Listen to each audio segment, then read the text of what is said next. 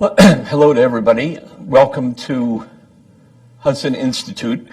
I'd like to welcome everybody here in the room, and especially welcome our colleagues from Israel who are participating via Skype, Admiral Ayalon and Admiral Chorev, and also our audience that's tuning in via the internet, because we're live streaming this event. I'm Douglas Feith, a senior fellow here at Hudson Institute, and from 2001 to 2005, I served as the Undersecretary of Defense for Policy in the George W. Bush administration.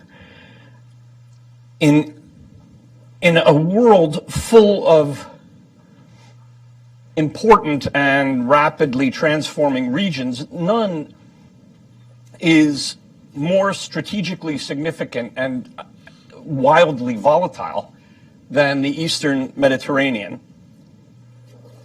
Consider, for example, the changes in Turkey's foreign relations and its domestic policies. Consider the disintegration of Syria. Consider the rise of ISIS and other Islamist extremists. Consider Israel's booming economy and its potential to become an energy exporter. Consider Egypt, which is still in the throes of multiple political revolutions. And consider Libya's civil war. And that's far from a complete list. Today, we're going to discuss how such changes in the region affect Israel, and in particular, require Israel to take maritime strategy more seriously than it has in the past, and how the United States and Israel can work together better to advance common maritime interests. Now, everyone in this panel here in Washington and in Israel, I'm going to introduce everybody in 1 second, served recently as a member of the Commission on the Eastern Mediterranean that was co-sponsored by Hudson Institute and the University of Haifa. Those two institutions are launching a program of joint research on the Eastern Mediterranean, and the first project was this commission, which produced a report on security and energy issues in the Eastern Med. The commission was composed of 10 experienced people from the government and the private sector, including the former chiefs of the U.S. and Israeli navies, Admiral Gary Roughead, who's here on my left, and Admiral Ayalon, who's coming in via Skype, but I don't think we have his video. He's just connected on the audio. In addition to the 5 people on the panel, and I'll get to the rest of the introductions momentarily, the commission included the former chair of the U.S. Senate Energy Committee, Mary Landrieu, the former Israeli ambassador to the United Nations, Ron Prosor, Hebrew University professor emeritus of economics, Eitan Shishinsky, the former CEO of Noble Energy, the company that developed Israel's offshore natural gas, Charles Davidson, and the historian and Hudson Senior Fellow Arthur Herman. The commission report on security and energy is available on the websites both of Hudson Institute and the University of Haifa. Let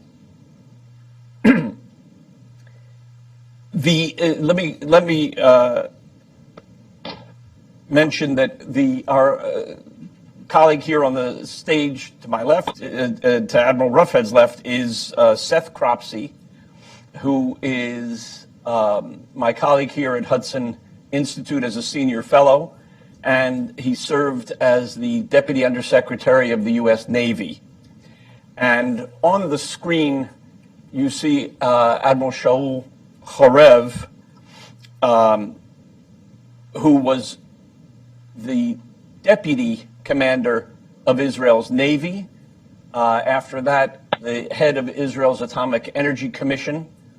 And now heads the Research Center on Maritime Strategy at the University of Haifa.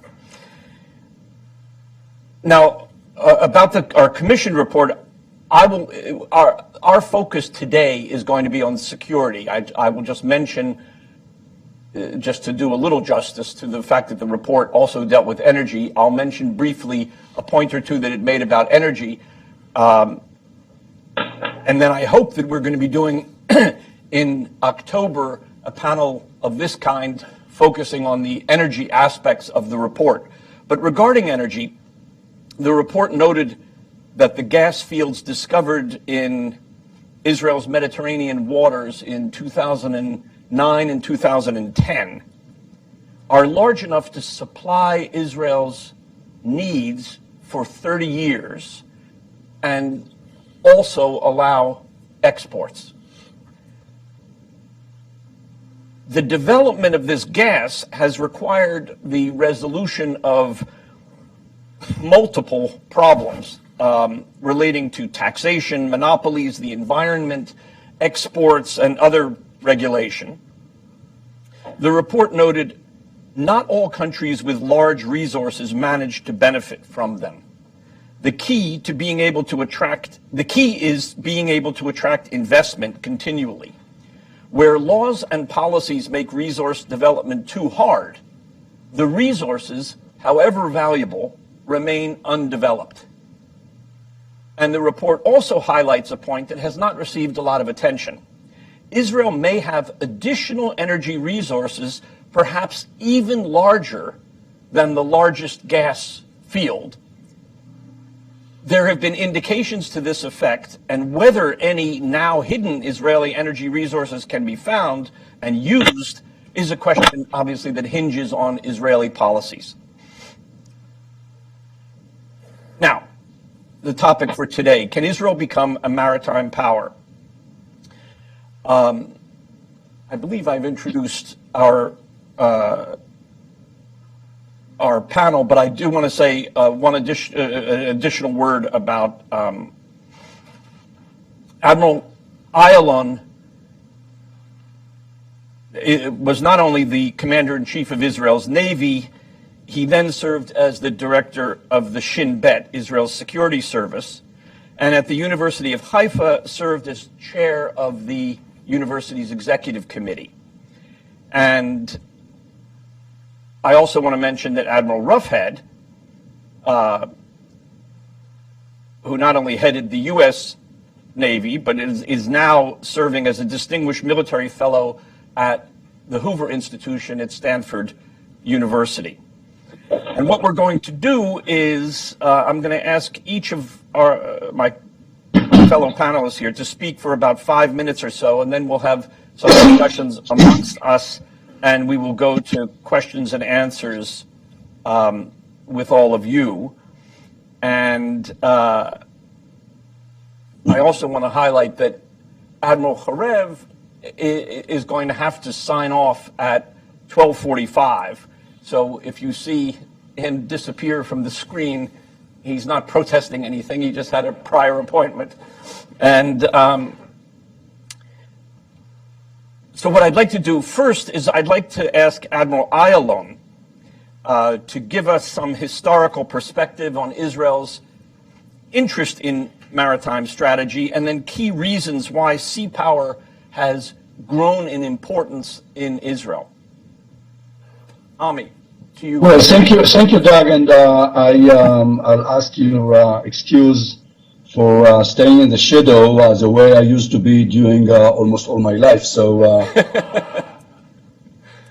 anyhow, I'll start with the fact that Israel is an island. In geostrategic terms, Israel is an island.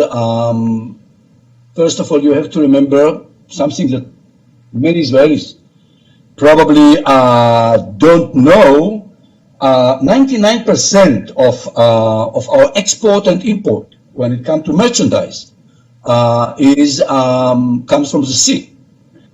And again, in the near future, it doesn't seem to change. Yet we don't have any naval history.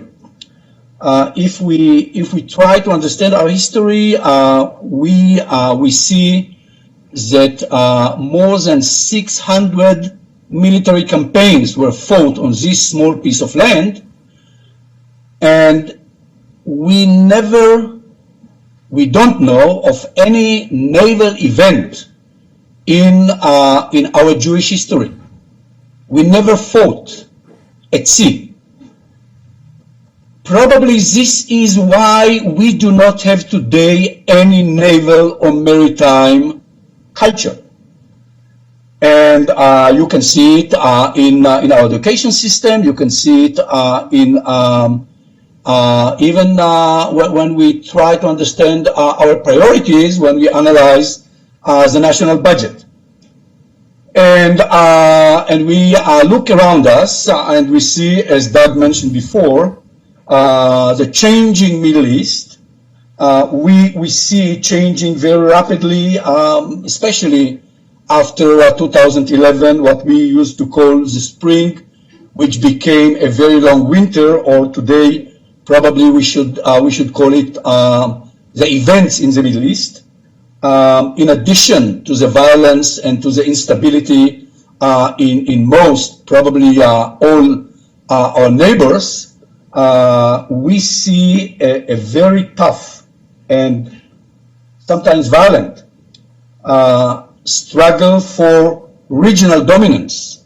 The major powers in our region who are looking for dominance, regional dominance, are Egypt, Turkey, and Iran. By the way, it probably looks strange, but Saudi Arabia, with all its financial resources and its spiritual importance for most of the Muslims, they don't see themselves as the leader of the region.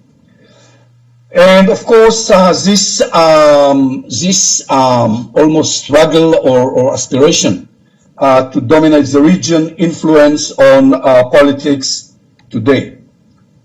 We see the tragedy in Syria, and to sum up what was mentioned before, I think that if we want to try to understand our region today, it is a combination of clashes between and within civilizations, not only between civilizations. Muslims are killing each other, whether they are fighting Shia against Sunnis, or whether they are fighting radicals against fundamentalists or against pragmatists. Anyhow, I want to sum up with just one question: Why now? Why should we start to open the question about the future maritime and naval strategy today? There are three factors. First of all, the discovery of natural gas. The discovery of natural gas, in addition to the financial resources, create awareness in our government.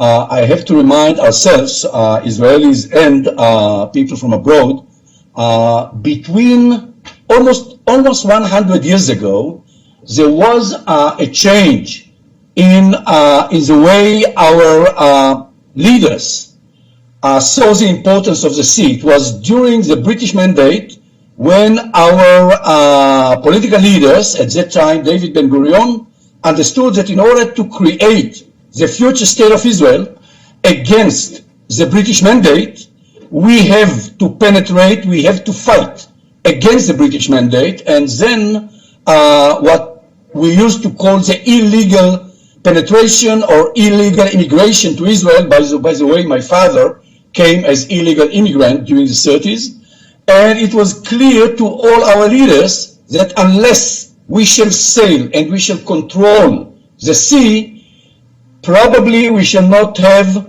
the ability to create the state of Israel. Now we see today that external factor, like the discovery of natural gas by Noble Energy and Tshuva, created this awareness among our ministers and in the government. So this is a major factor. Um, and in addition to the changing world and the changing region, we see new players. We see the interest of China, the interest of India, and the revival of the interest of the Russian interest in the Mediterranean. And this is why we believe that we should try to analyze all the factors and to come up with a maritime and naval strategy, of course, combined with the way we see or we understand the Israeli interest and the American interest, and to open this debate. Thank you very much, Ami. And now I'd like to ask Shaul Chorev for his thoughts on the current strategic situation in the region. Thank you very much, Dan. First, I would like to mention that there's no immediate threat from any army or any naval force to the existence of Israel. From strategic point of view, I think that the situation of Israel is very good. Then I would like to touch some topics relating to other superpowers and actors in the region. First, I would start with Russia. Both past and the aspiring great power revived the Soviet era Fifth Flotilla, which includes significant force of 10 to 15 vessels. Moscow further announced that it would be sending aircraft carrier in a few months. The deployment signals Russia's comeback as a regional power and supports its current mission in Russia. Moscow also used the Eastern Mediterranean to show off its technological capabilities. On December 8, 2015, the Rostov-on-Don in the Mediterranean was the first ever Russian submarine to launch an operational cruise missile by submerged when it was fired at a target in Syria. Then I will to the United States. The United States offered a response of by deploying for the first time in years 2 carriers, Truman and Eisenhower, in the region for some weeks in the summer of 2016. In the meantime, China continues its slow maritime rise in the region and the routes leading to it. Beijing strengthens its civil and naval presence by buying, building, and operating port facilities in Greece, Israel, Egypt, and the last few years. China is also building its first ever naval overseas naval station in Djibouti. These moves are part of Beijing's ambitious New Silk Road vision. China's maritime action in the region allows it also to signal that it accepts the responsibility of a rising world order. Then I would add the asymmetric world. States also face challenges for sub-state armed groups. Back in 2006 in Lebanon, Hezbollah damaged an Israeli corvette, killing 4 sailors when it effectively fired a C-802 missile at Israeli flagship corvette INS Khalid. In recent years, Islamist groups attacked merchant ships in the Suez Canal and Egyptian naval vessels on the Mediterranean coast.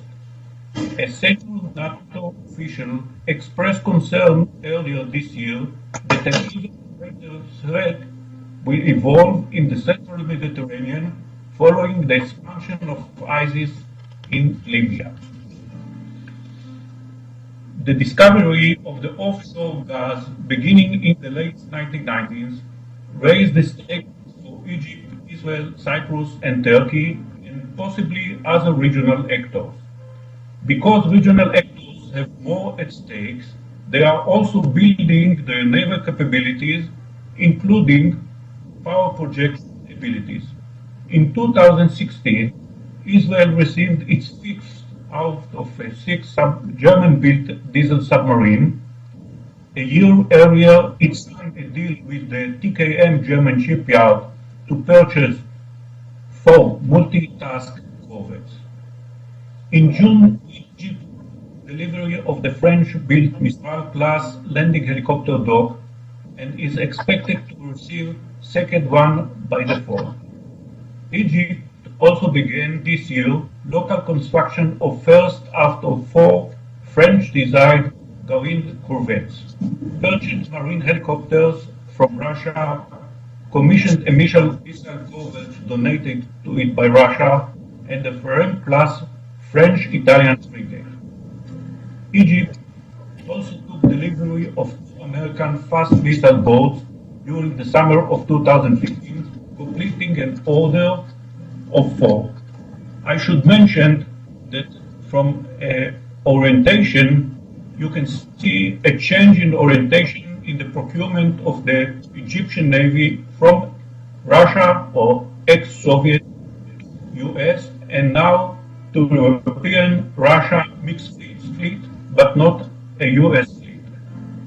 Similarly, the Turkish Navy continued the expansion of its power projection capabilities.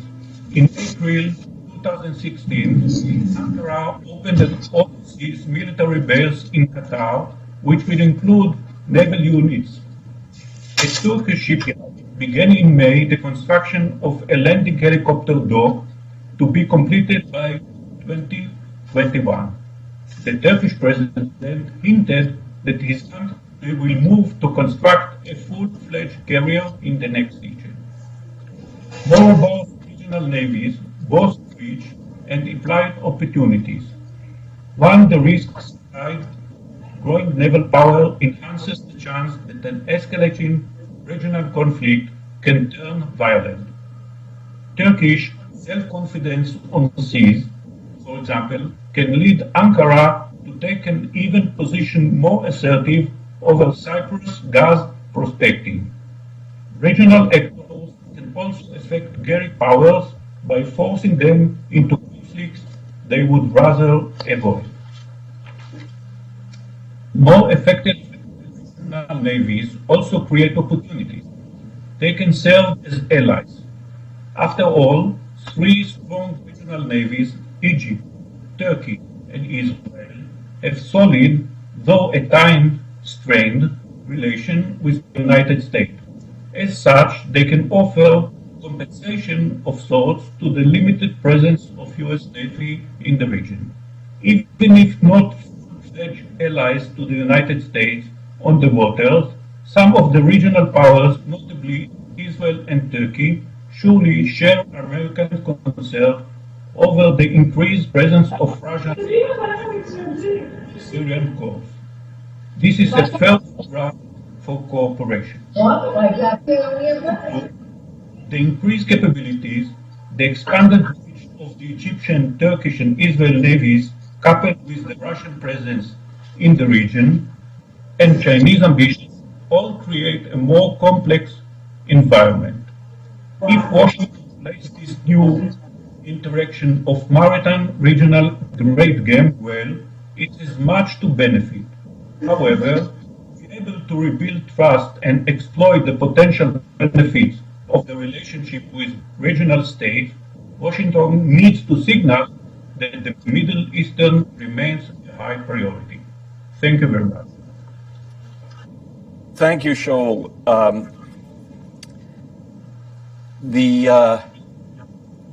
Everybody should understand that Israel is 7 hours ahead of us, so our Israeli colleagues are doing this from home, and you hear some domestic noises in the background, and that's, I think that adds some charm to the proceedings.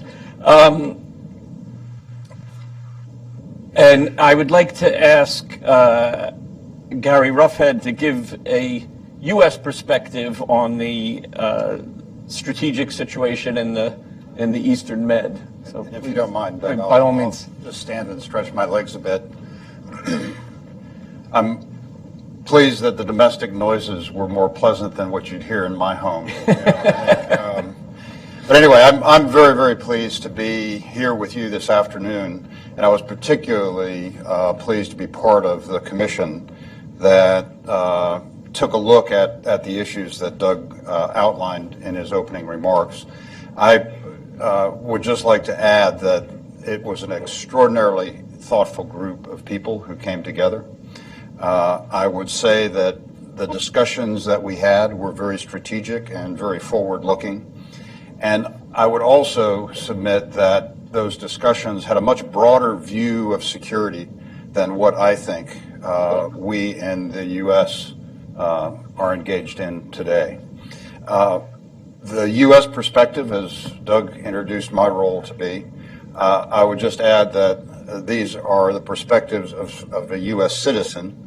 They are not that of the government. I'm no longer in the government, nor are they those of any organization with which I'm affiliated.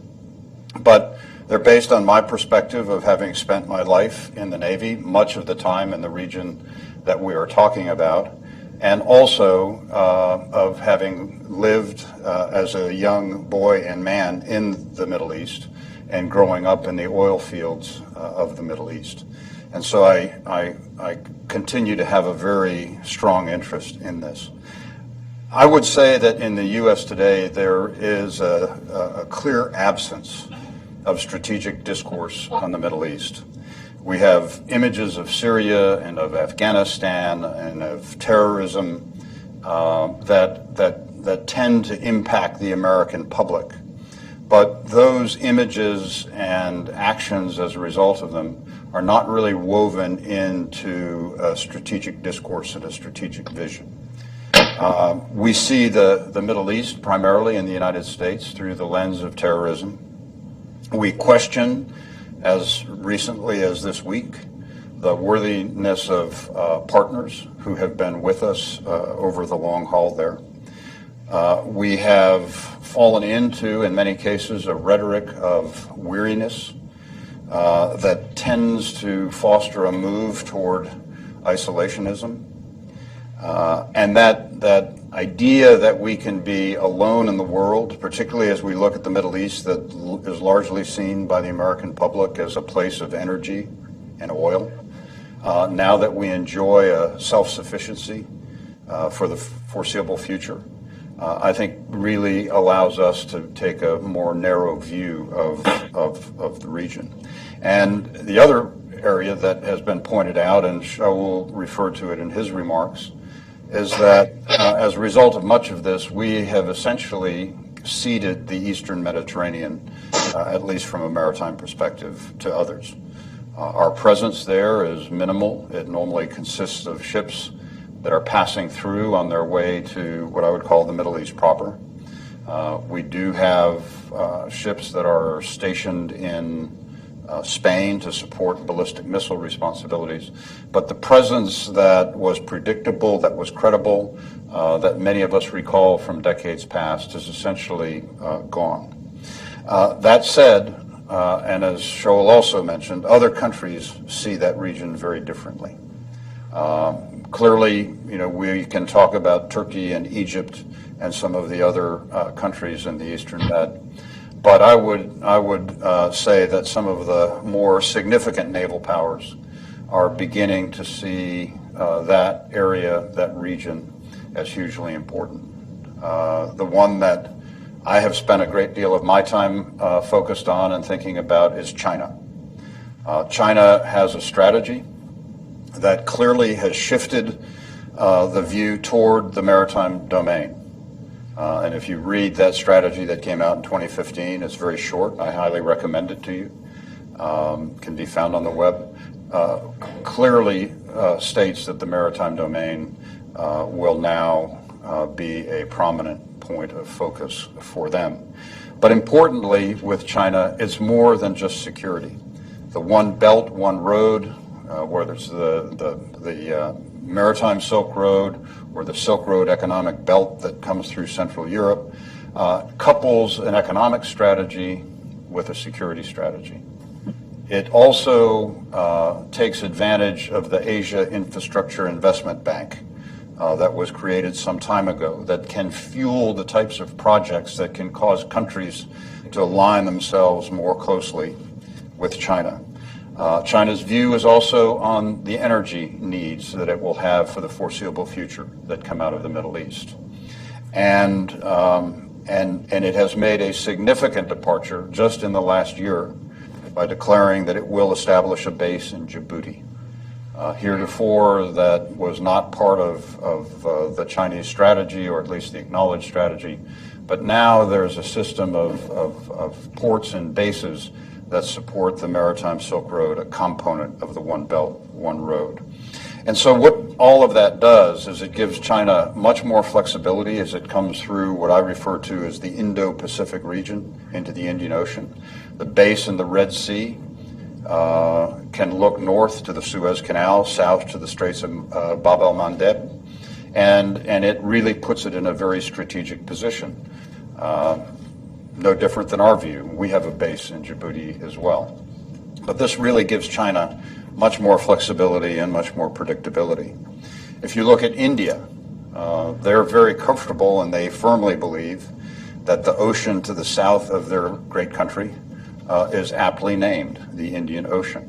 And they are very dependent on those sea lanes as well for energy, for the goods and resources that move in and out of their country. Their interest in Africa. And so they're going to be very keyed on the interest as well. And of course, as a strategic competitor of China, that sets up for some very interesting events in the coming years. A new player on the scene in the region, as a result of some legislative changes, is Japan. A strategic competitor of China, a country growing closer to India. It too will begin to operate and make sure that its energy flows and the resource flows and its influence in the Middle East is preserved. And of course, Russia coming back onto the scene, I would say, unlike the other countries that I mentioned, comes back on without the significant economic component of the previous three. It doesn't have the economic heft because of the condition of its economy. But its activities in Syria show that it will play very heavily in a military sense. And I would go so far as to say that what we saw in Syria clearly helped their Syrian ally, but it also showcased to the world the military reach and the military power that China or that Russia wants to be known for. And when you can wage a war in Syria from the Caspian Sea, that is quite a demonstration of the reach that one will have. And I would also submit that Russia will also look to Iran as a way to influence that region. And that brings me to Iran, a country that sees itself as the power in the Middle East, a country that will be in the forefront of the Shia-Sunni conflict that is taking place. And the lifting of the sanctions on Iran will provide more resources with which it will be able to build up its military. And yes, the Revolutionary Guard Navy will get some of those resources. But I also believe that what we will see is the recapitalization of the Navy proper in Iran, to where it will be able to control the access to the Persian Gulf. It will begin to operate more robustly in the North Arabian Sea, and it will begin to operate up into the Red Sea. And so what does that do? That completely surrounds Saudi Arabia on three sides: the Gulf, North Arabian Sea, Red Sea. And then if you take their ally Syria, now that puts them in a position that is really quite influential. So I think we'll continue to see that. I really do believe that we'll see a China, Russia, Iranian level of cooperation as it works the region strategically. But I also think that we will see India and Japan working that region very strategically. So I have dogs too, but those aren't mine. So, you know, what I saw as the great benefit of the report is the thoughtful and what I would consider very practical recommendations for joint research and cooperation with the Research Center for Maritime Strategy at the University of Haifa. If you look in the report, you can see some things that we think are worthy of starting out with, and I think that will be very positive. And clearly, it will foster a more cooperative and coherent thinking between the U.S. and Israel on some of these significant maritime issues. I think for the U.S., it really has the opportunity to open the aperture for us. As I mentioned in the beginning of my remarks, I think we're kind of too narrowly looking at things, and the approach that the Research Center has taken is much broader. I think it will cause us to focus more critically on the Eastern Mediterranean and the changes that are taking place there. It will provide a stimulant to look at issues and topics beyond those of the day, and to view security not just only in military terms, but in terms of economics, energy, technology, the environment, and geography. And I think that's sorely needed in our thinking today. And it will cause the U.S. to have to deal with the questions not only of capability, which we focus on all the time about the newest airplane or the newest submarine, and really start to get serious about the major factor of capacity, the number of things that you need to be able to do things and influence in that broader region. And so I think we're going to see, as a result of this report, some very realistic thinking on what we in the U.S. must do to influence events in our favor in a region where the significant powers have now come to play. Thank you very much. Thank you. Thanks.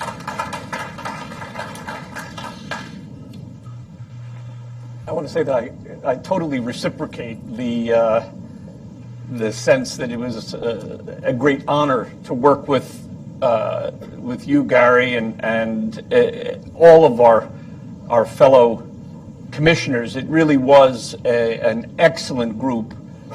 And I'll just say a word. The group was put together precisely because we wanted people with a range of policy views. So there were people on the left, people on the right. There were Democrats and Republicans in the United States. We had businessmen, we had former military officials, civilian officials, and the like. And the idea was this was a group of people who, if you talked about policy, would vigorously disagree amongst themselves. And we purposefully said that it would be valuable to get people who disagree about policy to address these issues at the strategic level and find an enormous amount of important common ground. So at a time when everybody's talking about how horrible political polarization is, I think it's really significant that we were able to get people who are in fact politically and ideologically diverse to come together and find really significant common ground at the strategic level for addressing these issues of economics and military matters and politics in the Eastern Mediterranean region. And one of our fellow commissioners is Seth Cropsey, and I'd like to ask Seth to offer some of his observations that could be used by whatever the next incoming administration is. Please.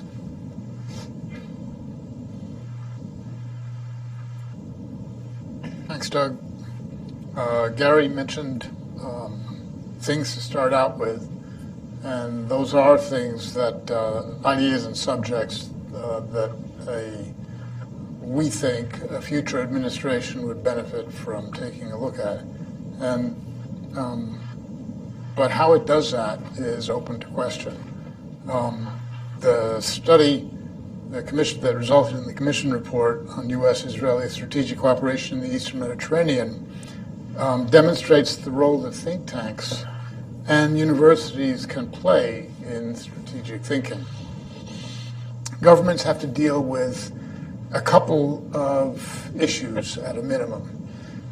In broad, to classify them broadly,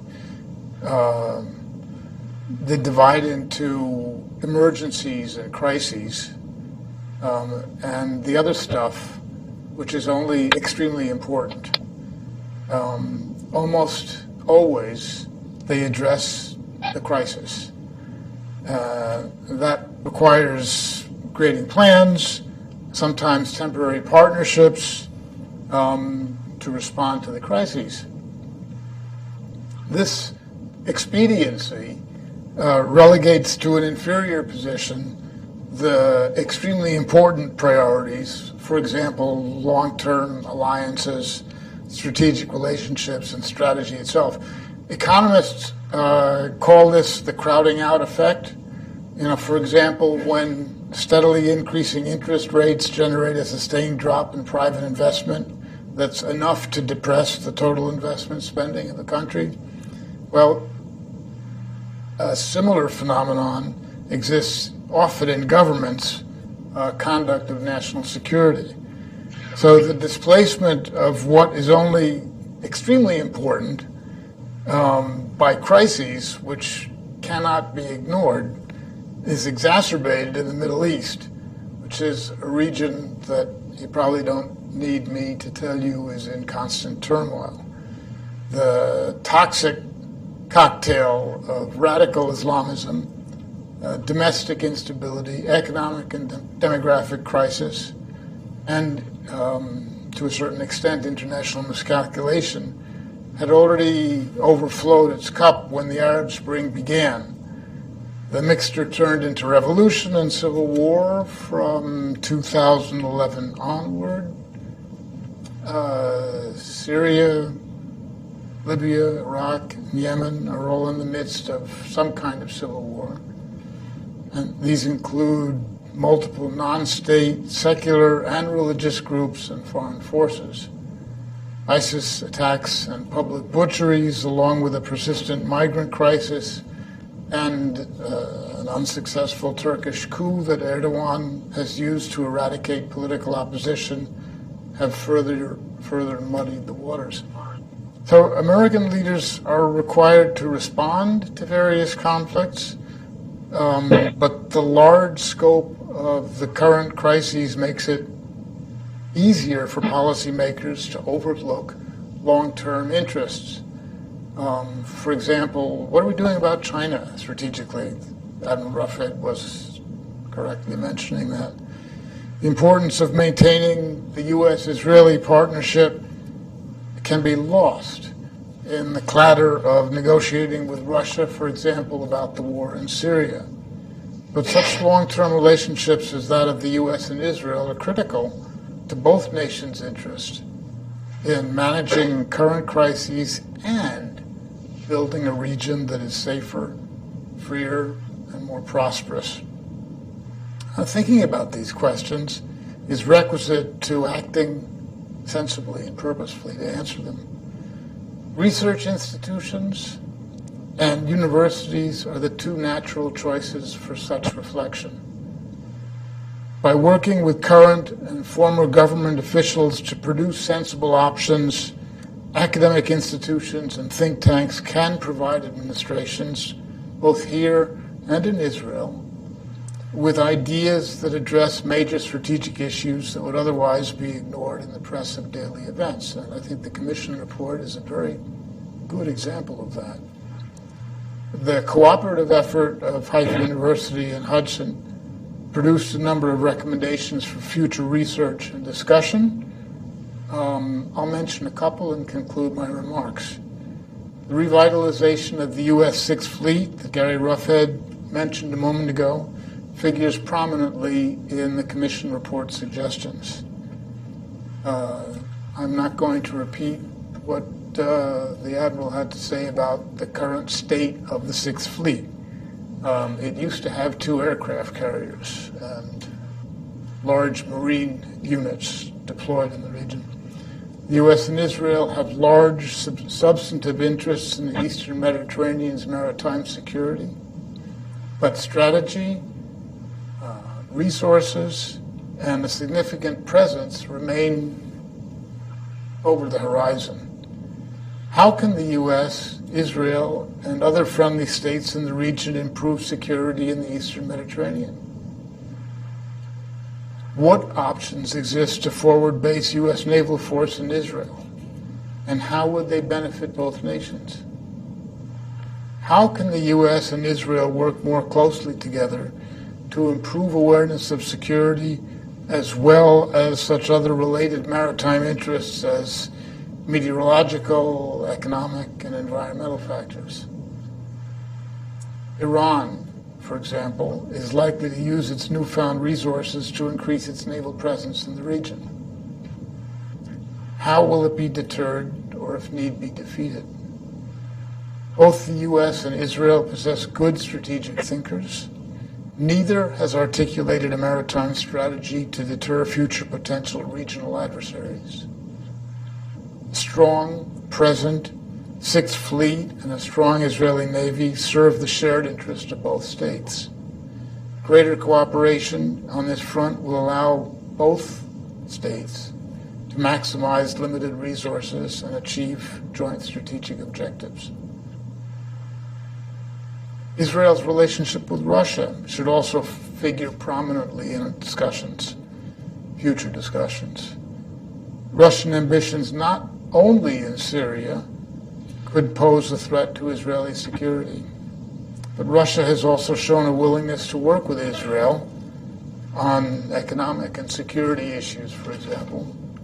What sort of flexibility could Israel's relationship with Russia afford the United States? How do the strategic objectives of the U.S. and Russia contrast with one another? Russia benefits from regional and international instability that drives up the price of energy. The U.S. does not. How is this likely to affect Russia's increasing presence in the Middle East? The failed coup this past July is another reminder that Turkey is an actor of consequence for the U.S. and Israel in the region. How can both countries, the U.S. and Israel, manage their relationship with an increasingly assertive and avowedly Islamist Erdogan? Must Turkey be viewed as a threat, or can it be returned to the broader Western partnership? How can Israel and the United States maximize their relationship with the Gulf Arab monarchies? Iran's rise has become so significant that Saudi Arabia has begun to turn toward Israel. What's the best way for Israel and the U.S. to cooperate, to approach this potential partnership? Will the Saudi Arabian Navy, for example, become a target for Iran's Revolutionary Guard Corps in the same way that the IRGC has been provoking U.S. Navy ships in the Persian Gulf? And what, if any, options and or opportunities does this offer Israel and the U.S.? Does the JCPOA, our agreement with Iran, and anticipated revenue increases indicating a change in overall Iranian maritime strategy? What does that agreement's lifting of sanctions that had prevented Iran from importing useful military technology mean for Iran's future capabilities? So these are all questions here. More broadly and in conclusion, what's the proper role for Israel in the Eastern Mediterranean security architecture? The current Middle Eastern crises have demonstrated the need for a more comprehensive strategy, spanning all of Southern Europe, North Africa, Middle East itself. Israel's part in this stability system is currently unclear, and without more explicit answers, American and Israeli policy sails in shallow waters, shoal waters. How can Israel best sharpen its ability to craft an effective maritime strategy? So, offering ideas, options, policy recommendations to assist policymakers in Jerusalem and Washington is worth the effort. Hudson Institute and the University of Haifa's collaboration can, and I hope will, play an important role by continuing the dialogue which has already begun. Thank you for your attention.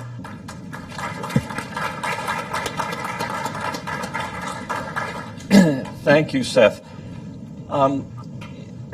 get a little bit of discussion among the panelists going, I'd be interested in particular if our Israeli colleagues, and I'm happy to see that Shaul Chorev is still able to participate. I'm sure your time is running out, but before you go, if you could, if you and Ami Ayalon could comment on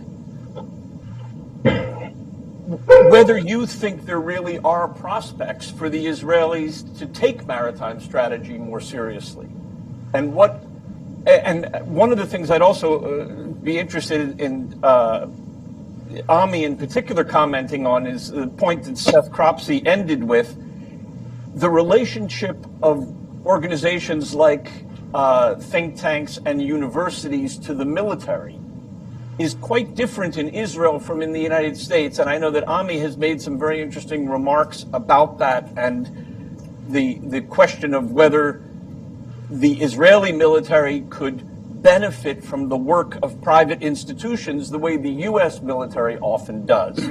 Anyway, Shaul, if you could start by telling us what you think the prospects are for Israel to actually take maritime strategy more seriously. First of all, thank you very much. I'm coming from the government establishment, and our problem is maritime awareness. It's not this administration or next administration. It's a bipartisan problem that I think, because what Ami explained, people in Israel are more used to the army, more used to the air force, more used to the state of Israel land and the territory that we have. They are not used to deal with all this marine. And I think that the first step is to give introduction to our leaders, whether in the government, whether in the opposition, and also with high-ranking people in that administration about the importance of the sea. Everybody is exposed to the figures.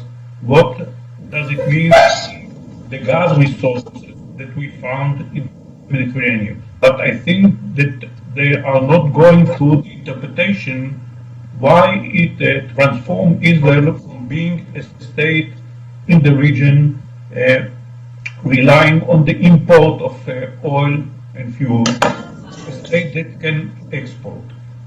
Another comment before leaving and going to my friend wedding, daughter wedding. Intentionally, we didn't deal and the Gulf of Aden. And I think that this was not the mandate of the Commission, but I think that we can't ignore it. The figures are that this year the export of Israel to the Far East, India, China, is more than the export to the EU.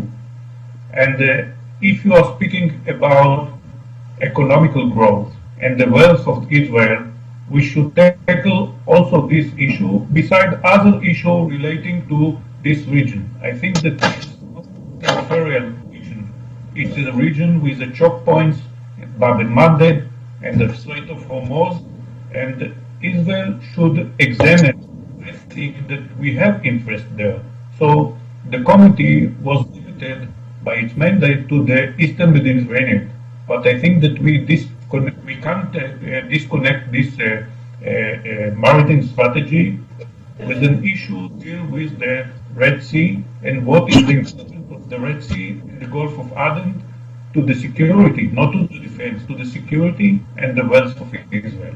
So I would like once again to thank you, Dan, and to thank the Commission member. For me, it was a very challenging opportunity to work with all of you, and to thank you also for organizing this panel.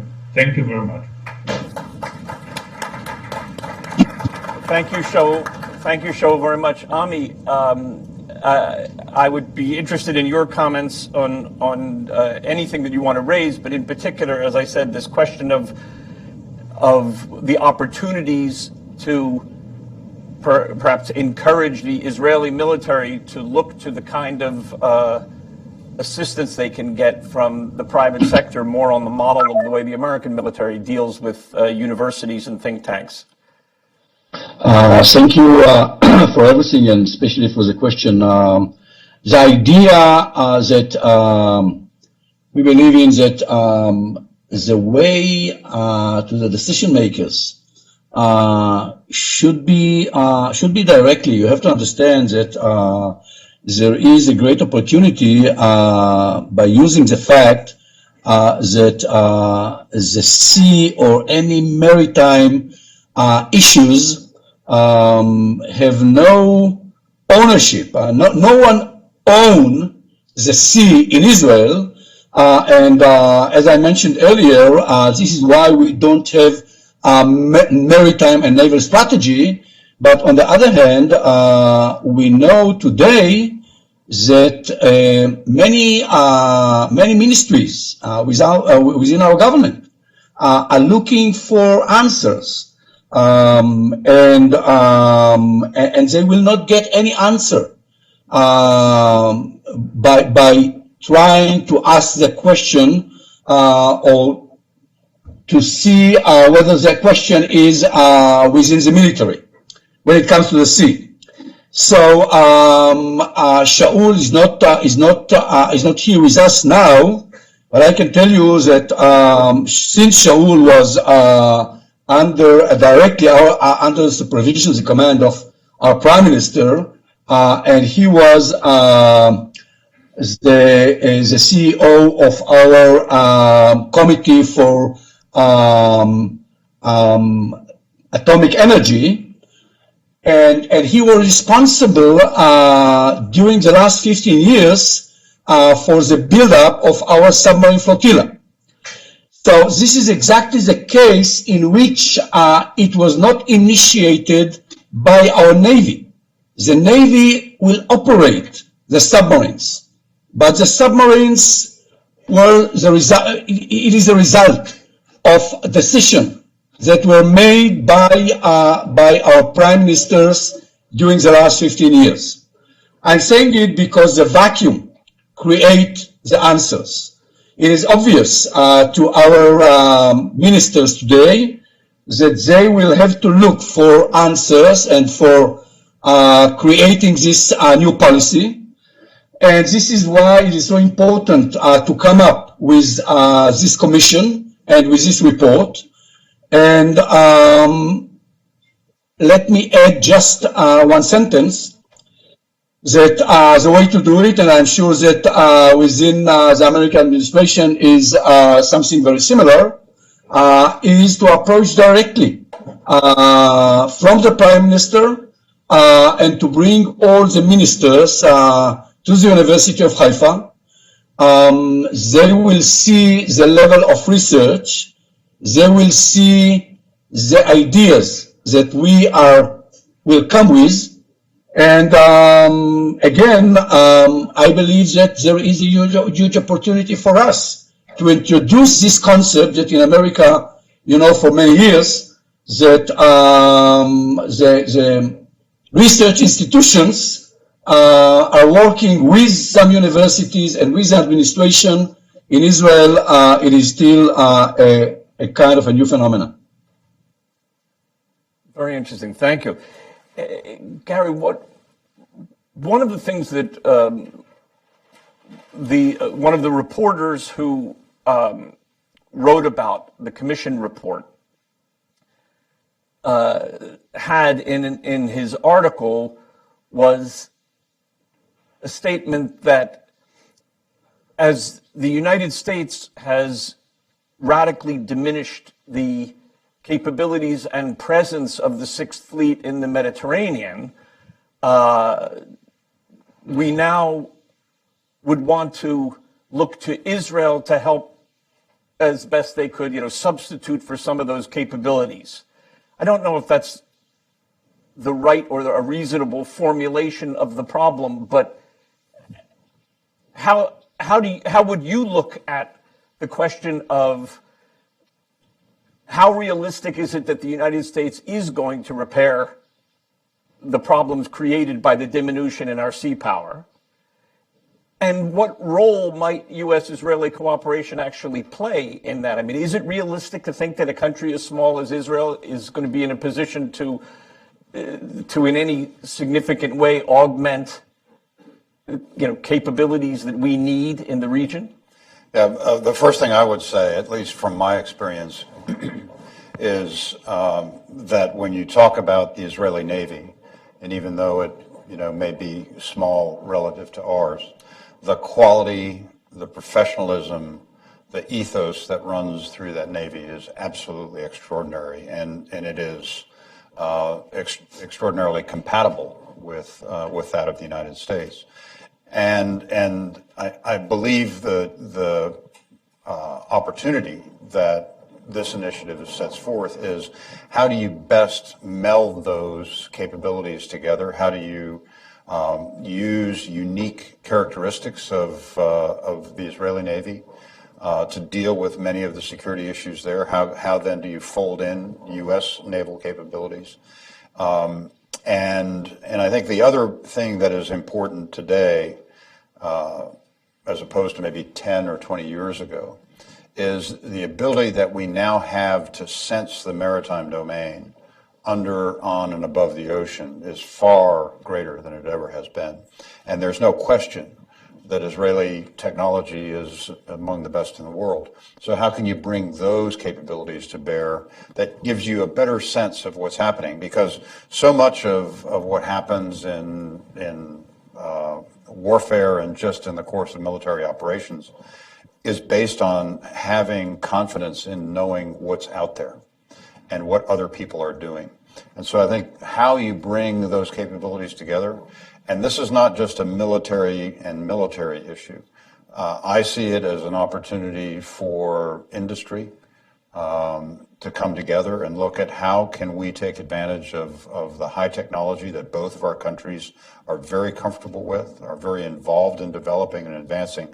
How can you bring that together?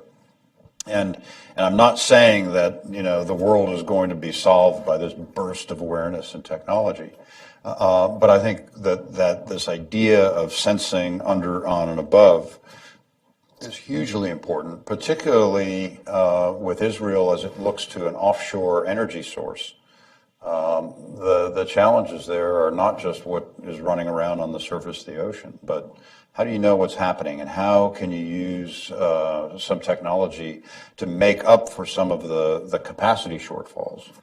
And again, I caution that technology is not the panacea for capacity shortfalls. Numbers matter, and militaries are what they buy and the numbers of things that they buy. But this work that we can do can give decision makers in both countries a better idea of where should the investments be made, where can the investments be cooperative, and how do we do it in a way that we both gain from looking into the future and capitalizing on the strengths of both countries. Do you want to add anything, Seth? Well, the idea occurred to me. The Israeli Navy's professionalism, as Gary said, is extremely high. And their intelligence capabilities are not bad either. At the same time, as far as vessels, things that float and submerge and whatnot, the Israeli Navy complements ours in a sort of interesting way, in a fortuitous way. And that is to say that we're good at things that they don't have, and they're good at things that we have been struggling to get for a long time, specifically small craft that are very combat useful, very lethal. And we've been working on that problem for a while, and an answer has eluded us so far. It hasn't eluded the Israelis. The old-fashioned story about the Israeli helicopter pilot who got lost somewhere in the Eastern Mediterranean when we had a larger carrier presence there, and landed and made an emergency landing on the ship's deck applies, which is that the Marines came up and demanded to know, what are you doing here? And the Israeli helicopter pilot responded, he says, I'm sorry, I thought this was one of ours. They don't have those, but we do. Right. Actually, your reference to small crafts brings to mind a deeply disturbing incident in the last few weeks about the Iranian small craft challenges to the U.S. Navy in the Persian Gulf. And just before we go to the audience for questions, I'd be interested first in asking Ami Ayalon, what is your sense of that incident? I mean, what do you think the Iranians were doing? What was their point in their kind of fast boat challenges of our craft? And if you want to comment on how you think people throughout the region looked at those encounters, I'd be very interested in that.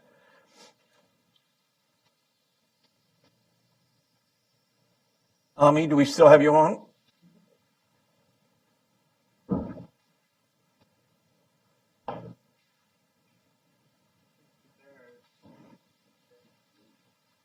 No, that was I guess we. Anyway, I was going to after Ami comment, I was going to turn to you, Gary, and ask, what do you make of those challenges? Yeah.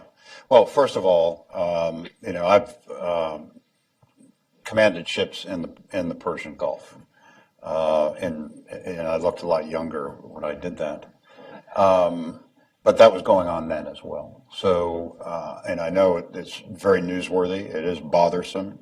It shouldn't be a practice of the Guard to do that. But this is not new, and I think it's a means for Iran to test the reactions of the U.S. I would also say that when I would see many of those small IRGC Iran Revolutionary Guard Navy boats running around, I was not always sure, how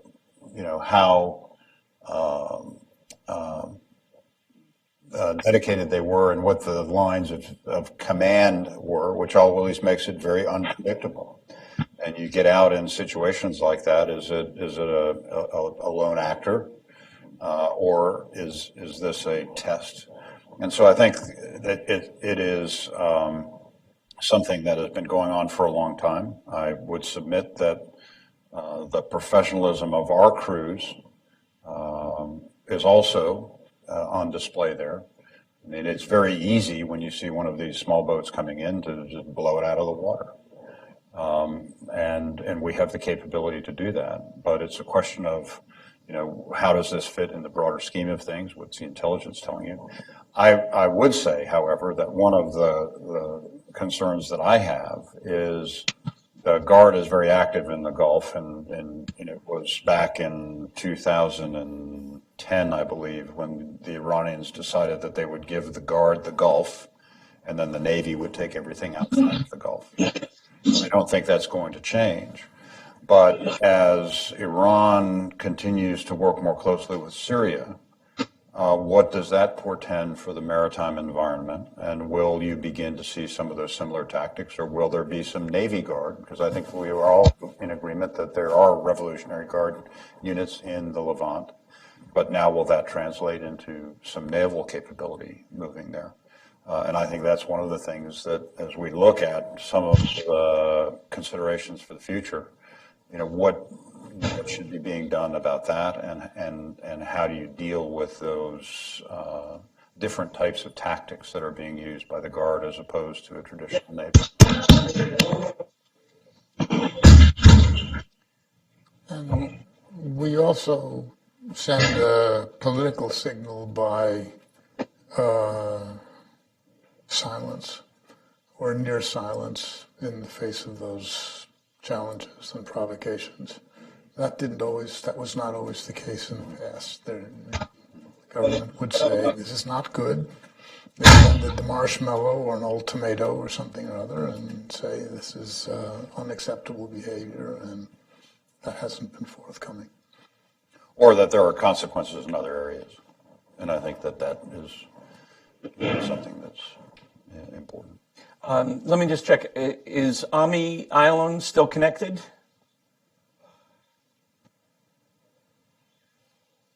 Yes, but not to us. Okay. All right. Well, what I'd like to do is call on some people in our audience here to pose questions. Please wait till the microphone comes, and then if you could identify yourself and your institutional affiliation, I would appreciate it. Let's start with Mr. Amite here.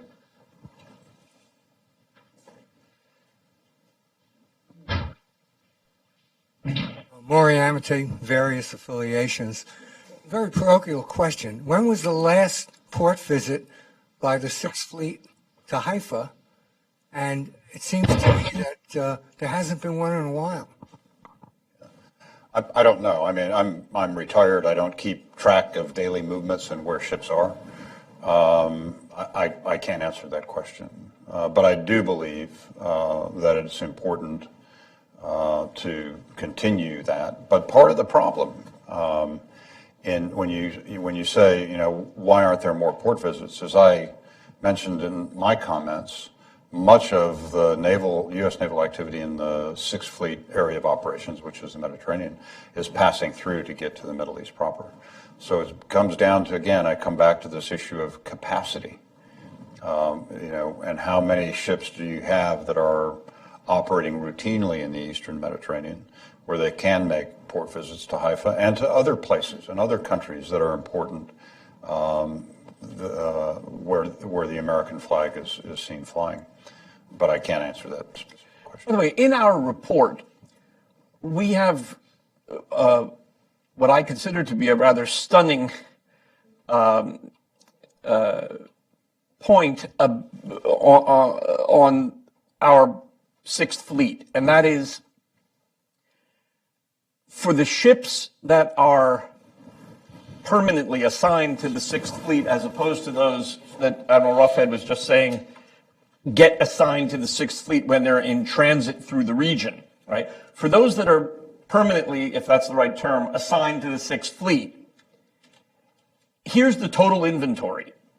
There is one command ship in Italy, based in Italy, and there are 4 Aegis destroyers based in Rota, Spain, which is on the Atlantic side of Gibraltar.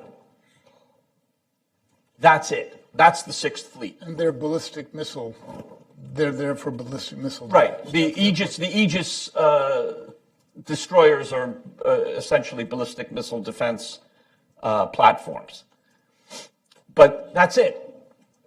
And then, as ships transit the Mediterranean, they are assigned to the Sixth Fleet for the period of transit. But otherwise, that's the permanent structure of the Sixth Fleet. 1 command ship in the Mediterranean and 4 just outside the Mediterranean. I think that's a pretty stunning statistic or observation. And so when, it might be worth, since this is such an enormously important point, it might be worth your just explaining in a few sentences this distinction that you made a few times between capability and capacity. Right. And I apologize that this distinction between capability and capacity is something that I tend to focus on quite a bit. And I think what we meaning in the U.S., have become very fixated on is the capability. Can we knock down a ballistic missile? Yes, we can. Can we detect and track other countries' submarines? Yes, we can. Do we have in the U.S. inventory, entering the U.S. inventory, the world's premier fighter aircraft? Yes, we have that. But when you look at the world in which we're living today, where disorder and testing of U.S. resolve is spread so widely, numbers matter. We talked about the gap that exists in the Mediterranean, and particularly the Eastern Mediterranean. But we have great challenges that are taking place in and around the Persian Gulf. We have naval assets that are operating in support of combat operations in Afghanistan. I think one of the things that many people are not aware of is that 1/3 of the support aircraft that flew in support of our ground troops in Afghanistan came off of aircraft carriers. Very long flights into that combat area and then back out again. And oh, by the way, then we move a little farther east, and you have the challenges in the South China Sea and then the East China Sea. And so it's great that we have the most capable ships, submarines, and aircraft in the world. But when you look at all those geographic challenges and how widely dispersed it is, that gets you into the question of numbers. And unfortunately, the dialogue that we have today in the U.S. is, well, you have X number of ships, and it always sounds like a lot. But if you want to have a ship in the South China Sea, in order to have that ship in the South China Sea all the time, you have to have 4. Because there's one there's one that has just left, there's one that's getting ready to come. And if you want those investments to be able to be useful over the 30-year lifespan, every once in a while you have to put it in the shop, and you have to upgrade it, and you have to do things to it. And so that's one ship in the South China Sea, so there's 4. So you want another one in the Persian Gulf, 4 more. You want another one in the Eastern Mediterranean, 4 more. You want something up in the Baltics, because Putin is making noise up there. That's 4 more. So you now have 4 ships on station, and I never like to do public math, but I think that those examples I said, that's 16 ships.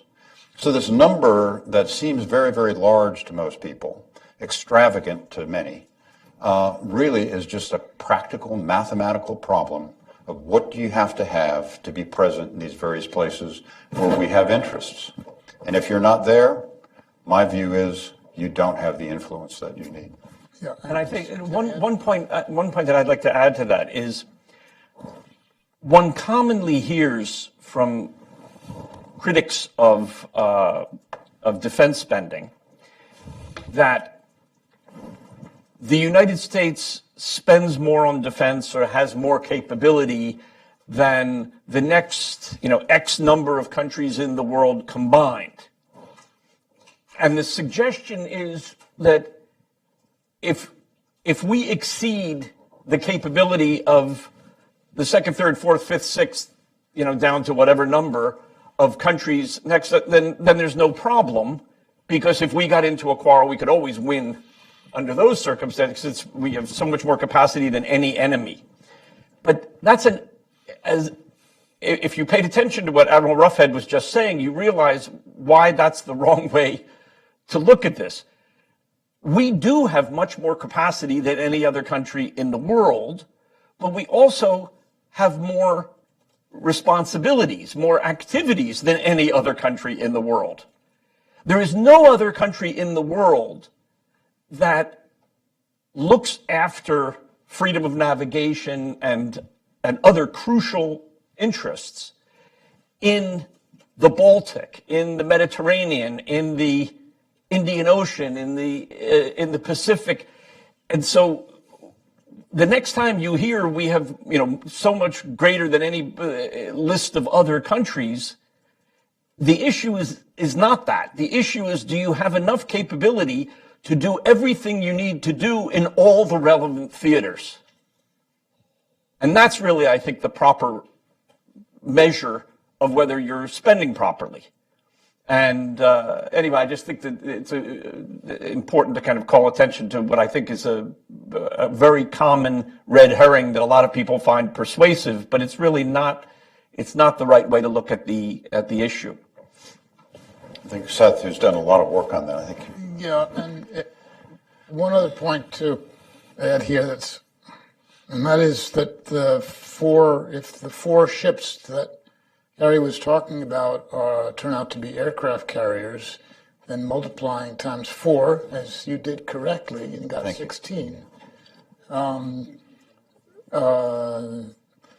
One, for example, in the Western Pacific, and one in the Persian Gulf, and perhaps one in the Mediterranean, and one in the northern part of Europe, right? You have to ask yourself a couple of questions. One of them is, how many carriers do we actually have? And the answer to that is 10, going on 11 at some point in the next year or two, we hope. And the other is, if the worst happens in, for example, the South China Sea, is a single carrier going to be enough?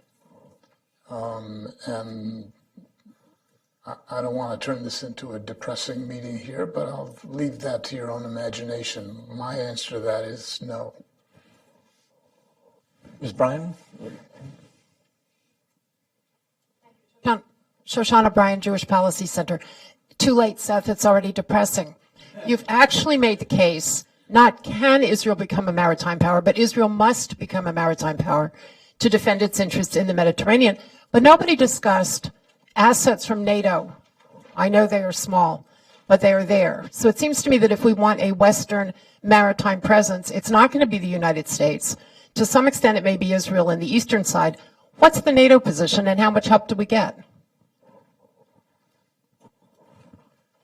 I think the issues that we just talked about with regard to U.S. capacity, the challenge for NATO is almost exponential. If you look at the investments that they have made in what I would call out-of-area capability, it really has been diminishing.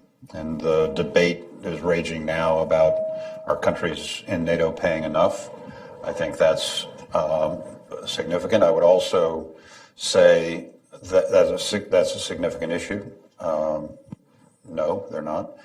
But also, what has happened in the Eastern Mediterranean that has put tremendous pressure on NATO maritime forces is the refugee flows.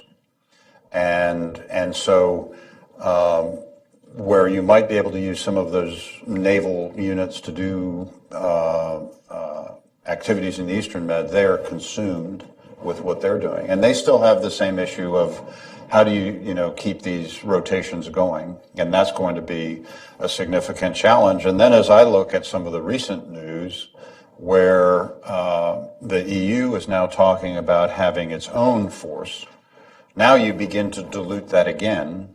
And then, of course, the politics of the EU and the politics of NATO come into play. And so the long answer to your question, I apologize for its length, is that NATO, I believe, is in the same, if not a more dire situation. The gentleman here. Jacob Stoyle, Center for Naval Analysis. I guess I have two linked questions. The first is with the kind of, as was identified by, I think, Ami, the growth of Hezbollah's area denial capabilities in a maritime sense, and possibly similar capabilities being developed by ISIS in Sinai. To what extent does that kind of change the maritime picture in the Eastern Mediterranean, especially in terms of capabilities, what kind of capabilities Israel should be investing in and can be investing in? And then the linked question, kind of following on the NATO, is given that Israel has not always had the best relationship with all of our NATO partners, especially, say, Turkey, what possibility does exist for greater integration and kind of greater partnership, taking into account the broader political picture?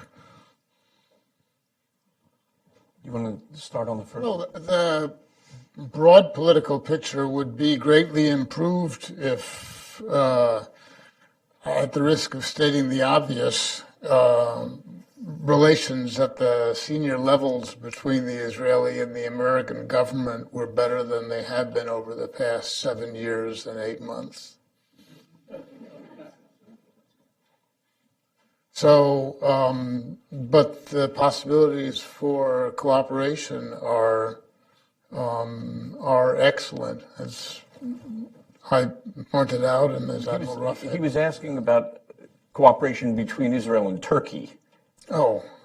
If I understood your question Between Israel and correctly. Turkey? The other NATO partners who might operate the Mediterranean, given their political tension at the time. No. I don't know the exact number. I have a list. I should know the number, but as you know, Erdogan has made the maximum possible use of the attempted coup, the failed coup, to remove people who were secular or who were not Islamist or who in some way or other annoyed him. So Turkey is continuing to drift away from serious consideration as a NATO member. I mean, NATO is supposed to be an alliance composed of democracies. If you're able to replace democratically elected mayors, 28 of them all in one day, and close institutions and imprison journalists willy-nilly, what kind of a democracy are you? Turkey could not pass the requirements for entrance into the Partnership for Peace, which is a predecessor to becoming a new NATO member. So I think its future in NATO, if not in doubt now, will be in doubt eventually. And that doesn't preclude some sort of greater cooperation with Israel or return to a strategic understanding of some kind or another. But Erdogan is an unknown, and his general direction doesn't indicate strategic cooperation with Israel. I think you can look at the events of the day and the conditions of the day, and I think Seth wrapped it up very nicely. But I think one of the benefits of the work that we did and the potential work of Hudson and University of Haifa is how does that calculus change if the Israeli energy sources now become a source of energy for Europe?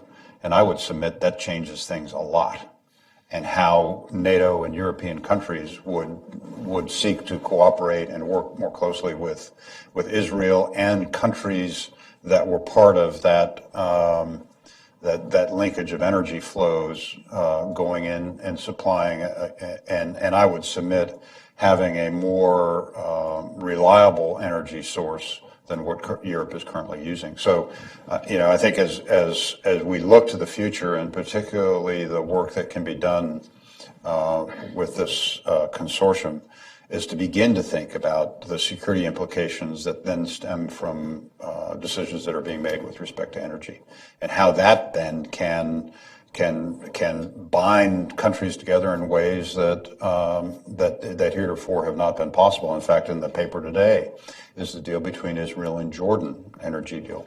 And so, that's a significant change, not without bumps and not without pros and cons. But I think that's what the beauty of this initiative is, in my mind. It allows us to look at the future and the alternatives that are out there and say, okay, what's the art of the possible, and what are the best ways of moving forward in a cooperative way? And that's what I find very interesting. And one of the things we've seen with Turkey, which is, I think, remarkable, is a series of drastic zigs and zags strategically over the last several years. I mean, it's dizzying when you think of how Erdogan made a special effort to essentially destroy the relationship between Turkey and Israel that had been built up in an extremely friendly way, especially between the militaries. There was an enormous tourist trade. There were economic ties.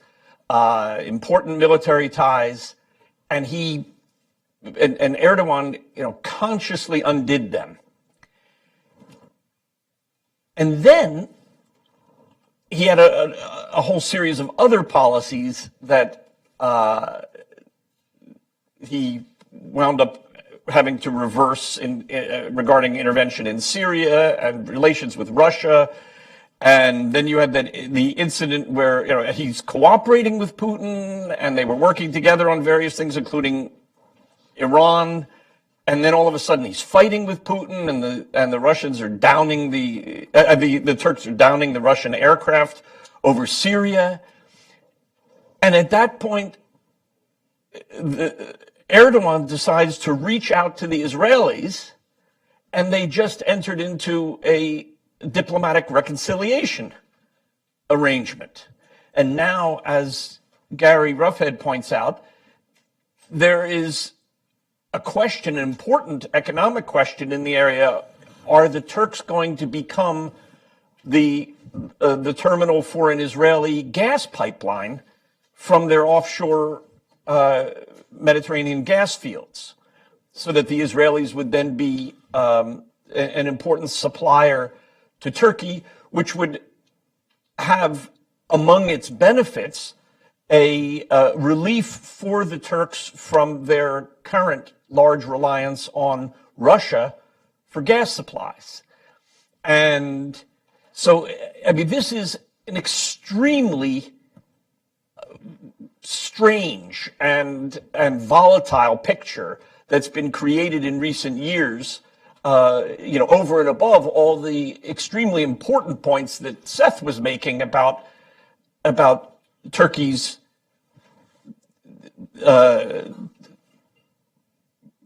changing its domestic politics, its domestic political institutions in a totally anti-democratic, authoritarian direction. And anyway, Turkey is a gigantic question mark in lots of respects, and it used to be one of the most reliable countries from an American perspective, and it's not reliable in any important respect anymore. But it's also not monotonically heading off in a particular direction. It's zigging and zagging. And so anyway, I think all of that needs to be taken into account if you're trying to look into the future with regard to challenges and opportunities. Turkey is as I said, is just a really big factor of volatility in the area. This gentleman here. Thank you. My name is Stan Morgenstein, and I'm a U.S. citizen as my affiliation, formerly Lockheed Martin, formerly Marine, etc. My questions are in the context of the discussion about the U.S. military force.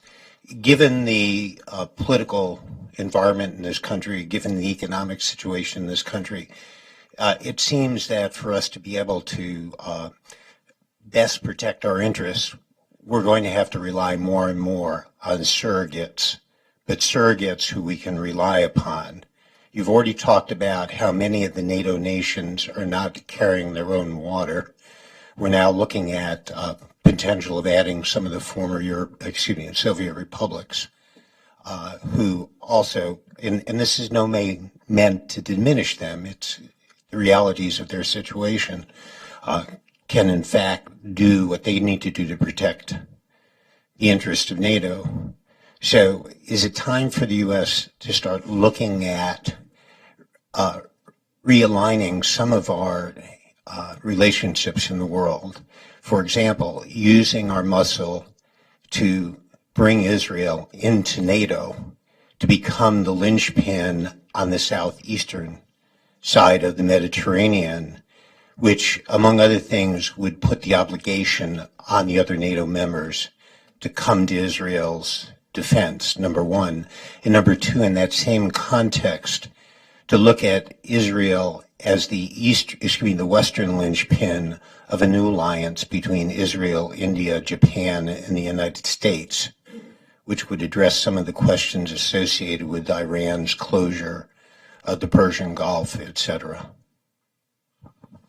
I'd be interested to hear what you. I'll turn to the former Undersecretary for Policy on that one, and then I'll follow up on that. In that case, it's yours, Doug. I think the idea of including Israel in NATO is a sensible one. It doesn't mean we should proceed and have it done by tonight, but I think it does mean that it bears examination. Not even if Turkey were not zigging and zagging, as Doug pointed out, NATO's already demonstrated, and I think that the Europeans and probably Americans understand that our security is becoming more and more involved in what's going on outside of Europe, specifically in the Middle East. Afghanistan is further away from Europe than Israel is. So I think that that's the kind of question that bears study without telegraphing the answer, but should be looked at. It's a good question. I'm a staunch supporter of our alliance relationships. And in fact, I believe one of the issues that we face today is we haven't been talking enough about the value of those associations and relationships. And that's why I think we're seeing a lot of the rhetoric in play today. That said, and I tend to focus most of my time on this Indo-Pacific region, where I've spent a good part of the latter stage of my career and continue to interact heavily out there. I'm not sure that the major players there it's not in their interest to enter into formal alliance relationships. I think that the tensions that we're seeing today, where you have economic linkages that are vital to some of those countries, and to try to overlay a binding security relationship on it, I'm not sure that's the case. But I do think that you can align the interests. I think you can work together to achieve certain outcomes. There's no question in my mind India is going to be a huge player in this region, and I think beyond. But I do not see India ever, at least in my lifetime, entering into a formal alliance relationship with anyone. I think they're beginning to shift their associations in ways that are very favorable to the U.S. and I would submit to Israel as well. So I would look more at how do we work cooperatively with some of these other countries in ways that benefit us and then benefit our close friends. And I would say that we haven't entered into a new alliance for decades. I'd actually have to do the research to when was the last time? I mean, we've added countries to NATO, but we haven't actually entered into a new alliance, I believe, for quite a few decades. It's an interesting question. Why is that? And I think the idea after World War II that when the United States was the dominant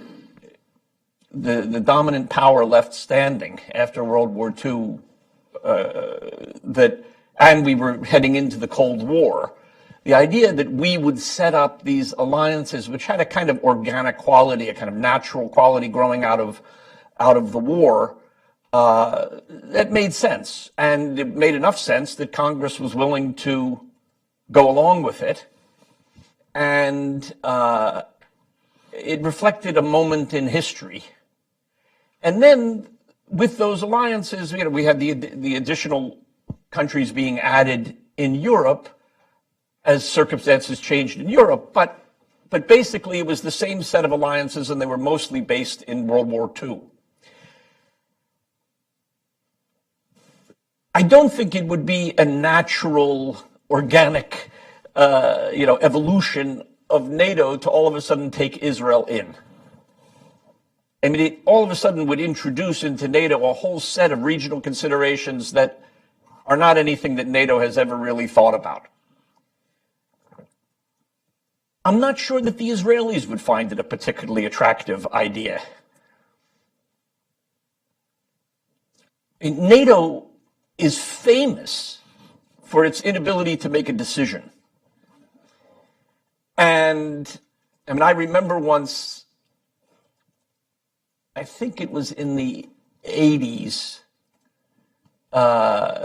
sometime in the mid-80s, I think it was General Rogers, who had been the Supreme Allied Commander in Europe, making a kind of a joke that he's still waiting as Supreme Allied Commander in Europe for NATO guidance on what to do about the Turkish invasion of Cyprus, which was in 1974. So he was speaking, well more than 10 years later when he said that. And, NATO operates by consensus. It moves really slowly. NATO has not been able to achieve consensus on, it wasn't able to achieve consensus on the Iraq War. The idea that Israel, which has a very small margin for error and is very close to its enemies, the idea that they would be in an alliance that would require them, before they take action, to get some kind of understanding within NATO about what to do, I mean, why is that in their interest? And why would we, as the United States, want? I mean, part of the thing is, I think the United States benefits from having certain countries have freedom of action so that they can do things that we don't have to endorse in advance. If they go well, we can celebrate them. If they go badly, we can repudiate them. And I think that's a better position for the United States to be in many cases, than creating formal alliances. So I think that the whole idea of alliances needs to be thought through. I'm not arguing that our existing alliances are not valuable. I think they are valuable. I agree with Admiral Roughead that, I mean, there's been a major investment in them. They serve certain purposes that really you probably couldn't achieve otherwise. So they really are valuable, and they deserve support, as problematic as a lot of aspects of the alliance are. But that's a different question from whether you want to start creating or pursuing alliances with countries like India or Israel or other countries that actually now can provide valuable services as partners of ours on behalf of interests that we have in common with them. And this concept of partnership, which is less formal, looser, partnership has a lot to be said for it, and maybe preferable to an alliance under current circumstances. Anyway, that's just a thought on that. I think we're basically out of time, but I want to very much thank my fellow panelists. I want to thank Admiral Ami Ayalon, Admiral Shaul Chorev for participating from Israel, and I want to thank Admiral Gary Roughead and my friend and colleague Seth Cropsey for their superb participation in this panel and altogether on the on this commission on the Eastern Med. And I hope that that we will continue this project, and we can, as we do new work, meet with you in the future. But thank you all for coming, and we're happy to have you here. Always a